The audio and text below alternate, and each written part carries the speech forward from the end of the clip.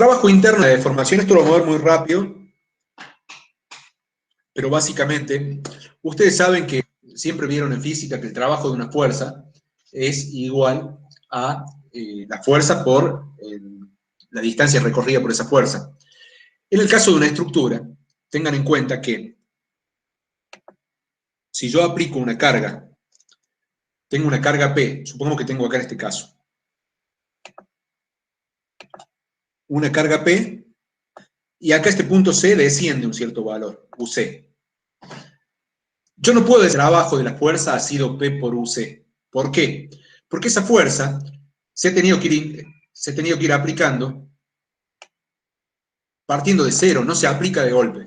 Se aplica sobre la estructura, se va aplicando en una forma gradual, y la estructura va respondiendo con mayor deformación. O sea, tiene un comportamiento lineal, supongamos, hasta llegar a la carga P con la deformación U. ¿Sí?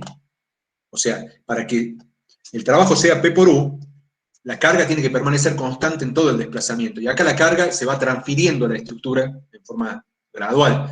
Por lo tanto, sí puedo decir de que el diferencial de trabajo va a ser P' por DU. Porque podría decir que en ese DU sí la carga P permaneció constante. Ahora, si yo quiero ver el trabajo total de la fuerza, voy a tener que integrar todos esos diferenciales de trabajo. Y ustedes saben que el integral de eso es el área bajo la curva. Por lo tanto, finalmente el trabajo de la fuerza P va a ser igual a 1/2 de P por U. Cuando yo tengo un material lineal, un material comportamiento que cumple la proporción de la ley de Hooke, va a pasar esto. El trabajo de la fuerza va a ser 1/2 de P por U. Bien. Si tenemos una sola barra, por ejemplo, una barra de un reticulado, sometida a su esfuerzo normal, tiene una longitud inicial L y un valor de delta, ¿sí? Delta lo calculamos a partir de N, o sea, delta es N por L sobre A, podemos calcular el trabajo de esa fuerza. Si usamos el principio de conservación de energía, ¿qué nos dice? Que todo, la externa, el trabajo que genere esa fuerza externa, por conservación de la energía se acumula como energía interna de deformación. Acá está despreciando cualquier pérdida por calor, por efectos dinámicos, considerando que toda la energía aplicada, todo el trabajo de la fuerza externa, se acumula como energía interna de deformación del material. Entonces, por conservación de la energía, o sea, el trabajo de esta fuerza N va a ser 1/2, por lo que hablamos recién, del valor de la fuerza normal N por delta. Y como la energía interna de deformación es igual al trabajo, podemos decir que la energía interna de deformación va a ser igual, 1/2 de N delta. Pero de L sobre A.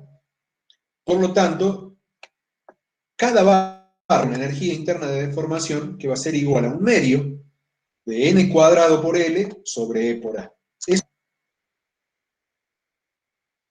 Por el principio de conservación de la energía, entonces, me permitiría a mí, si tengo una estructura, por ejemplo un reticulado, con una sola carga P, me permite conocer cuánto vale el desplazamiento en la misma dirección de la carga. Porque yo digo, bueno, el trabajo de las fuerzas externas, ¿cuál va a ser? 1/2 de P por UC. Ese es el trabajo de las fuerzas externas. Y luego hago la sumatoria de la energía interna de conservación, de la energía interna de deformación de cada una de las barras. Entonces, cuando yo resuelvo el reticulado, tengo el esfuerzo normal de esta barra, tengo el esfuerzo normal de esta barra, el de esta, el de esta, el de esta. Estas 5 barras, de cada una conozco su valor de N.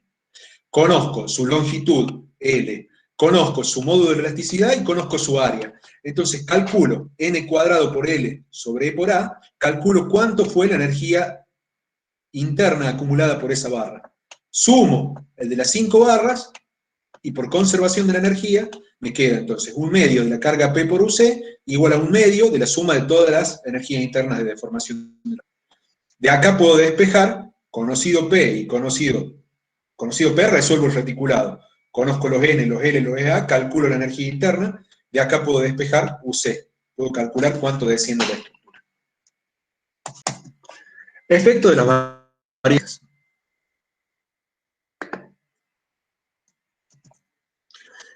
Lo que vimos hace un rato era la pieza, no sé si volvemos al principio, la pieza tenía sección transversal constante a lo largo de la longitud. ¿Sí? Esa era una de las hipótesis. Cuando la sección varía, cuando tengo una variación de las secciones, por ejemplo, acá en este caso un ángulo alfa, no es una sección transversal constante, sino que va variando a lo largo de la pieza. Sigma, yo lo que haría es tomar sobre área con el concepto que hemos visto anteriormente. Bueno, eso es válido. Podemos decir que tomando el área acá, tengo los sigmas acá, tomando el área acá, tengo los sigmas acá, con esta área tengo los sigmas acá. Eso lo podría tomar como válido, a pesar del error que hay, mientras alfa sea menor a 30 grados. En realidad, la variación total, este sería alfa sobre 2, este sería alfa sobre 2. Si la variación es pequeña, sí puedo tomar, sin mucho error, de aplicar la fórmula sigma n sobre área. Si la variación, ya tengo que ir a formulaciones más precisas, que me den las tensiones internas. Eso es si la variación de la sección transversal se hace se va desarrollando en forma gradual. Cuando se generan variaciones en forma brusca, va a aparecer locaciones de tensiones. Supongamos si yo tengo una pieza de un cierto diámetro y paso de golpe a una de menor diámetro, si yo calculo las tensiones en esta sección, que sería la menor, o sea, la esperan como a mayor área, las calcularía en la zona de menor área. Pero si yo las calculara, por ejemplo, acá, tendría sigma n sobre área constante. Bueno, lo que pasa en este caso, si hay un salto brusco en el diámetro, es lo que se llaman concentraciones de tensiones. Las tensiones toman una forma en la cual ya no se genera esa uniformidad de tensiones, se concentran más en ciertas zonas, por ejemplo acá más cerca de los bordes. La tensión que yo puedo calcular igual a n sobre área es lo que se llama una tensión. Vendría a ser como un promedio de tensiones en esta zona.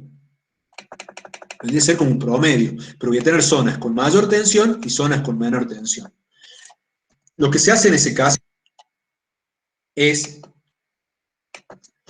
se calcula la tensión media como n sobre área, o sea, la tensión media es n sobre área, y se multiplica por un factor K, que es un factor de concentración de tensiones. Ese factor K depende de la geometría de la pieza. Ahí en el apunte ustedes tienen varios casos, por ejemplo, el caso de un cilindro que pasa de mayor a menor, sería de mayor diámetro a menor diámetro de forma brusca, sería un cierto caso de K. Entonces yo sí calculo la tensión media, sigma n sobre área, pero después digo la tensión máxima es K por la tensión media. Este sería el caso de agujero circular que yo tengo en una pieza. Si yo calculo la tensión media, va a ser, yo calcularía con el área, descontando el hueco, y me daría sigma n sobre área, me da esto. Bueno, me da esta tensión media, pero acá, en esta zona, cerca del hueco, voy a tener un factor K por la tensión media que me va a dar la tensión máxima. Esto depende de la geometría de la pieza. Por ejemplo, no es lo mismo si tengo una imperfección elíptica en esta dirección o en esta dirección. Si tengo una fisura en esta dirección, tengo una concentración muy grande. Si la fisura en esta dirección, la concentración es muy pequeña. Va cambiando en función de la geometría del problema. Pero lo que saber es que cualquier cambio brusco en las dimensiones, ya no puedo utilizar que sigma es n sobre área. Eso sería como una tensión media en la cual sería un medio problemático confiar porque tengo lugares donde hay una concentración de tensiones mayor. Esta concentración de tensiones es más grave en los materiales dúctiles, porque en los materiales dúctiles lo que pasa es que cuando yo llego a la tensión de fluencia, si esta tensión supera la tensión de fluencia, plastifica esta zona y cede esfuerzos a las otras zonas. En cambio, en un material, si el material fuera frágil, al excederse la tensión de rotura, se genera una rotura del material, una grieta, y ya me trae problemas de rotura en el material. El material dúctil generalmente se plastifica y se redistribuyen las tensiones internas, en el material frágil directamente hay rotura.